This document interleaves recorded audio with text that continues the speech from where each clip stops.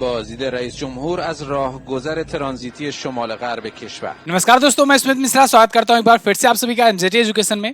दोस्तों, ईरान के राष्ट्रपति की मृत्यु हो चुकी है और ये निधन हुआ हेलीकॉप्टर क्रैश में। तो अब बहुत सारे कयास लगाए जा रहे हैं, बहुत सारी थ्योरीज चल रही हैं मीडिया वगैरह में कि क्या इसके पीछे मोसाद का हाथ था, क्या मोसाद ने इब्राहिम रईसी को मरवा दिया, या फिर सचमुच में बैड वेदर की वजह से, खराब मौसम की वजह से इनकी हेलीकॉप्टर क्रैश हुई। इसको आज की वीडियो में हम लोग डिटेल से समझेंगे। साथ ही साथ जियो पॉलिटिक्स में क्या उतार चढ़ाव आएगा, अब इसके बाद से जो ग्लोबल टेंशन बढ़ेगी वो किस प्रकार से बढ़ेगी, इसको हम लोग देखेंगे। साथ ही साथ में ट्विटर में एक और थ्योरी चल रही है कि ऐसे ही ठीक बिपिन रावत जी के साथ भी हुआ था, जो कि भारत के first chief of defence staff थे जनरल बिपिन रावत जी, उनकी भी हेलीकॉप्टर क्रैश में मृत्यु हुई थी। तो उस टाइम क्या हुआ था उसको भी हम लोग समझेंगे, और यहाँ पर इस टाइम इनके साथ, इनके हेलीकॉप्टर के साथ क्या हुआ है इसको भी देखेंगे। फिलहाल के लिए न्यूज यही है कि इब्राहिम रईसी, जो कि यहाँ के प्रेसिडेंट हैं ईरान के, थे, और इनके जो विदेश मंत्री थे, इन दोनों की मृत्यु हो चुकी है, और भी जो साथ में इनके डेलीगेट्स थे उनकी भी मृत्यु हो चुकी है। कुल 9-10 लोग थे, सबकी मृत्यु हो चुकी है इस हेलीकॉप्टर क्रैश में। यहाँ पर आप देखिए बहुत सारी तस्वीरें और वीडियोस वगैरह आ रही हैं, ट्विटर वगैरह पर भी रन कर रही हैं।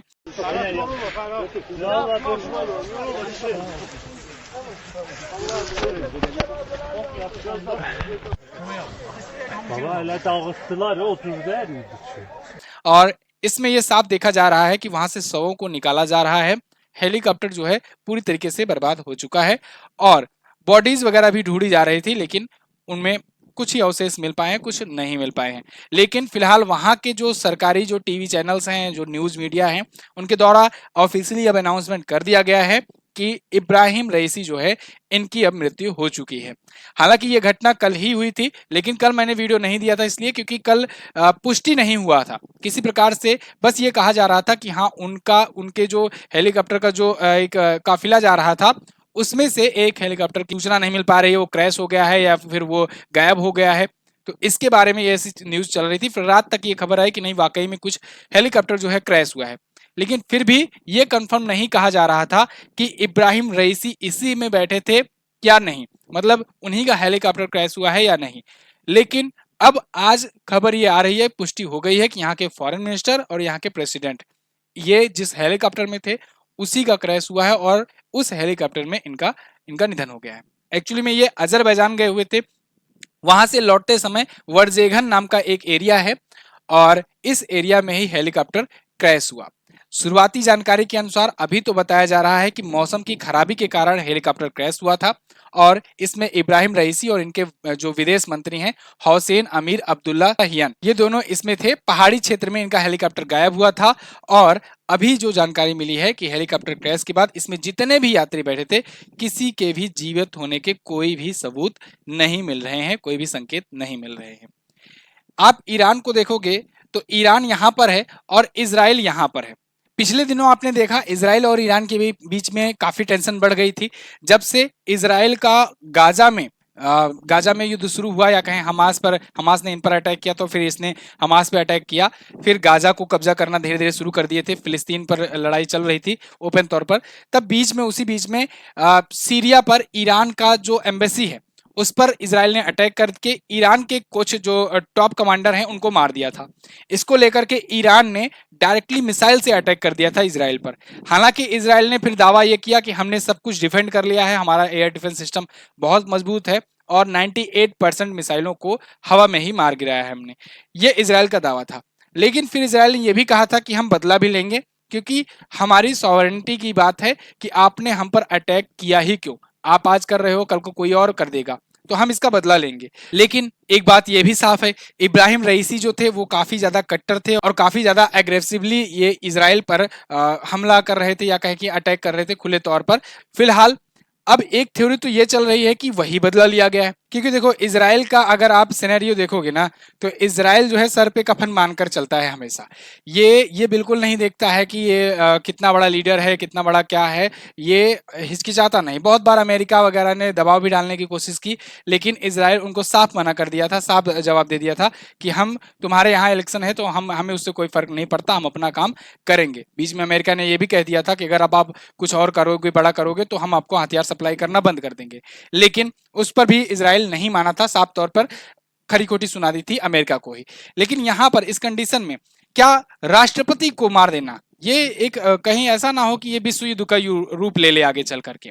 अगर ये बात की पुष्टि होती है कि हाँ सचमुच मोसाद ने ही ये करवाया है, तब तो ऐसा बिल्कुल हो सकता है, क्योंकि वहां पर अभी हाई लेवल की मीटिंग्स वगैरह भी चलनी शुरू हो चुकी है। वहां के जो उपराष्ट्रपति हैं और वहां के जो सुप्रीम कमांडर, सुप्रीम लीडर हैं कह सकते हैं, खामेनी, उनके सबके बीच में हाई लेवल की मीटिंग जारी है। यहाँ पर देखिए 2 सीटें खाली हैं, एक राष्ट्रपति और एक विदेश मंत्री की थी जहां पर वो बैठा करते थे, अब वो नहीं है इस दुनिया में। फिलहाल इजराइल और ईरान पर जब ये युद्ध छिड़ा था, इस पर मैंने आपको वीडियोस वगैरह दी थी सिलसिलेवार तरीके से, कई वीडियोज में मैंने पूरा सिनेरियो आपको समझाया हुआ था। अब इस पर आपको क्या लगता है, आप लोग कमेंट करके हमें जरूर बताइएगा। फिलहाल के लिए ग्लोबल टेंशन तो बढ़ ही गई है इस क्षेत्र में, मतलब जो बीच में अभी शांत हो गया था, चलो ठीक है अब कुछ नहीं होगा, ईरान ने 300 मिसाइलें दाग करके ये कह दिया था कि अब हमने बदला ले लिया है, अब हम और कुछ नहीं करेंगे, और इजराइल को भी अब शांत हो जाना चाहिए। इजराइल ने भी कुछ दिनों तक चुप्पी ही साधी थी, मतलब इधर की तरफ नहीं अटैक कर रहा था, हालांकि उधर गाजा की तरफ वो अपना अभियान जारी रखा था। लेकिन अब ग्लोबल टेंशन फिर से बढ़ गई है। अब ऐसे में देखना होगा कि आगे क्या होता है। फिलहाल अपने रिलेशन ईरान से बहुत अच्छे हैं, इजराइल से भी बहुत अच्छे हैं। यहाँ पर देखिए विदेश मंत्री ने ट्वीट करके कहा है कि deeply shocked to hear the passing away of Iran president doctor Ebrahim Raisi and foreign minister H Amir Abdollahian in the helicopter crash. Recall my many meetings with them most recently in जनवरी 2024। अभी जनवरी 2024 में ही विदेश मंत्री की और वहां के राष्ट्रपति के साथ मुलाकात हुई थी, एक मीटिंग हुई थी, जो जिसमें आपको याद होगा उस मीटिंग के जस्ट बाद ही पाकिस्तान में जो कुछ एरिया है वहां पर ईरान ने कर दिया था एक एयर स्ट्राइक टाइप का। हालांकि उसके बाद ईरान और पाकिस्तान जो है मिल गए फिर से, उसके बाद अभी पाकिस्तान आए भी थे इब्राहिम रईसी भी, वो भी आपने देखा, ये सब चीजें चल ही रही थी फिलहाल। और मोदी जी भी ने यहाँ पर ट्वीट करके कहा, मतलब कि अपने रिलेशन ईरान से बहुत अच्छे हैं। अभी बहुत ज्यादा दिन नहीं हुए, मुश्किल से 10 दिनों के अंदर ही अंदर चाबहार पोर्ट पर एक डील हुई है, बहुत बड़ी डील हुई है। चाबहार पोर्ट अगर आप देखोगे तो मैप में ईरान में यहाँ पर है चाबहार पोर्ट, इसको भारत ने 10 साल के लिए लीज पर ले लिया है और इसके तहत भारत जो है ये व्यापार करेगा। यहाँ पर ग्वादर पोर्ट है, ग्वादर बंदरगाह है, ये पाकिस्तान का है और इस पर चाइना काम कर रहा है। चाइना इस पर सीपीईसी जो ला रहा है उसके तहत यहाँ पर चाइना व्यापार करेगा। लेकिन भारत मुंबई से अब ये इधर जो चाबहार बंदरगाह है इससे कनेक्टिविटी बढ़ाएगा, यहाँ पर 10 साल के लिए लीज पर ले लिया है और इसकी वजह से, इसकी मदद से यहाँ से ईरान, अफगानिस्तान वगैरह भारत जो है ये सप्लाई अपना चेन बढ़ाएगा। तो ये भी अभी डील हुई थी, बहुत बड़ी डील थी, बहुत मैसिव डील मानी जा रही थी ईरान और इंडिया के बीच में। मतलब कि हम लोग इजराइल से भी अच्छे रिलेशन बनाकर चल रहे हैं, ईरान से भी अच्छे रिलेशन बना करके चल रहे हैं, लेकिन ऐसे में ये इब्राहिम रईसी की हत्या हो जाना या कहीं मृत्यु हो जाना, ये एक बहुत बड़ा टेंशन बढ़ा देता है इस रीजन में, खास करके मिडिल ईस्ट। अब इसमें क्या दो ध्रुव में दुनिया बट जाएगी, ये तो देखने वाली बात होगी, आगे जो भी होता है हम लोग बात करेंगे उस पर, क्योंकि चाइना, रूस ये तो खुले सपोर्ट में है ईरान के। ईरान के प्रेसिडेंट अभी पाकिस्तान भी गए थे, तो पाकिस्तान भी आ ही सकता है इधर। और उधर इजराइल की साइड में तो आप जानते हो अमेरिका रहता है, हालांकि चुनाव की वजह से थोड़ा सा अमेरिका बच बच के खेल रहा है, लेकिन अमेरिका हुआ या यूरोपियन देश हुए बहुत सारे, ये सब इजराइल के साथ हमेशा सपोर्ट में खुले रहते हैं। अब इसमें भारत के लिए और एक टेंशन बढ़ गई कि भारत किसकी साइड जाए, क्योंकि भारत के रिलेशन इनसे भी अच्छे हैं, इजराइल से भी अच्छे हैं। तो ऐसे कंडीशन में भारत जो है ये तो मतलब बच करके चलता है बहुत, दोनों से रिलेशन बना करके। लेकिन अब यही बात है कि आगे देखना होगा क्या होगा। फिलहाल अमेरिका भारत को चेतावनी दिया था जब ये चाबहार पोर्ट पर अपनी डील हुई थी, तो अमेरिका इससे कहा था कि अगर आप ईरान से व्यापार बढ़ाओगे तो आपको फिर बैन का भी सामना करना पड़ सकता है, क्योंकि ईरान पर बहुत सारे बैन लगा करके ऑलरेडी अमेरिका ने रखे हुए हैं, जिससे ईरान इकोनॉमिकली उतना ज़्यादा आगे खुलकर नहीं खेल पा रहा था। लेकिन अगर ये जब चाबहार पोर्ट पर जब इंडिया लीज पर ले लिया है तो इससे ईरान के बीच में भी ट्रेड होगा, ईरान से होते हुए बहुत सारे देशों के बीच में भी ट्रेड होगा, तो उससे भी ईरान को कहीं ना कहीं फायदा ही होने वाला था। तो फिलहाल ये सब चीजें चल रही थी। अब आते हैं एक और जो चल रहा है, साथ ही साथ ट्विटर पर एक और थ्योरी चल रही है कि जनरल बिपिन रावत जी, जो कि भारत के पहले चीफ ऑफ डिफेंस स्टाफ थे, इनकी भी कुछ ऐसे ही मृत्यु हुई थी हेलीकॉप्टर क्रैश में भी। उस टाइम पर भी बताया गया था कि ये चेन्नई में दुर्घटनाग्रस्त हुआ था हेलीकॉप्टर क्रैश में, तो देखिए बैड वेदर उसका भी कारण बताया गया था, इनका चॉपर क्रैश हुआ था। लेकिन क्या सचमुच ऐसा ही होता है? मतलब आप खुद सोचकर देखो कि कोई अगर बड़ा लीडर जाना होता है जब कहीं, तो कितनी प्रकार से कितनी बार चेक किया जाता होगा, कोई भी चॉपर हो, कोई भी हेलीकॉप्टर हो। इतना नॉर्मल हेलीकॉप्टर से जाते भी नहीं होंगे, जो टॉप क्लास के होते हैं वो उससे जाते हैं, प्रिफर करते हैं। जिस जिस देश के पास जो भी सबसे टॉप वाला इक्विपमेंट होगा वही अपने टॉप लीडर के लिए यूज करेगा। तो यहाँ पर भी ऐसे ही था।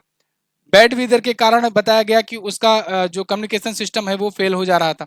तो ऐसा भी नहीं है, इतना भी सिंपल नहीं है कि किसी का भी हेलीकॉप्टर क्रैश हो जाए और बताओ आपकी बस खराब मौसम की वजह से हो, या फिर बता दो कि कोई इक्विपमेंट फेल हो गया अचानक से। अचानक से होना था तो इब्राहिम रईसी के उसी वाले हेलीकॉप्टर में क्यों हुआ जिसमें विदेश मंत्री और राष्ट्रपति बैठे हुए थे, बाकी 2 हेलीकॉप्टर सेफ तौर से बच करके निकल आए।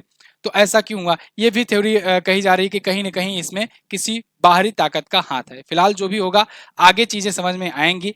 आपकी इस पर क्या राय है आप लोग कमेंट करके हमें जरूर बताइएगा। फिलहाल अगर आप हमसे जीएस पढ़ना चाहते हैं तो जीएस सफलता बैच का 15 महीने की वैलिडिटी वाला ये कोर्स है। वीओडी फॉर्मेट में है, मतलब इसमें क्लासेस हो चुकी हैं। आप सभी क्लासेस अभी से देख सकते हो परचेज करते ही तुरंत ही। इसमें आपको 15 महीने की ई बुक भी दी जा रही है। बाकी सारे सब्जेक्ट आप किसी भी एग्जाम की तैयारी कर रहे होगे इसमें सब आपको फ्री मिलेगा। अभी के लिए इस पर 50% का ऑफ चल रहा है।